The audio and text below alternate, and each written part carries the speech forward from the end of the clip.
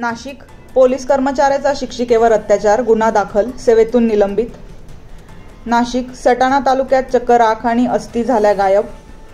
मुंबई, विधान भवनाच्या प्रवेशद्वाराजवळच लागली आग. अवकाळी पावसाने राज्यात 27,000 हेक्टर क्षेत्र बाधित, कृषी मंत्री माणिकराव कोकाटे.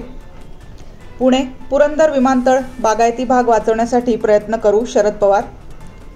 रत्नागिरी, अंत्यसंस्काराला निघाले आणि मुंबई गोवा महामार्गावर घात झाला, 5 जणांचा जागीच मृत्यू. मुंबई, सरकारने पाकिस्तानवरील केलेल्या हल्ल्याबद्दल सत्य सांगावं, मुफ्ती इस्माईल. चोपडा, केंद्रीय राज्यमंत्री खडसेंच्या मतदारसंघातील बऱ्हाणपूर अंकलेश्वर महामार्गाची दुरावस्था. सोलापूर, आरटीओची बेकायदा वसुली, आमदार खासदारांच्या निशाण्यावर. नवी मुंबई, मंत्री गणेश नाईक यांचे जनता दरबारात रौद्ररूप, सिडको अधिकाऱ्यांना झापले.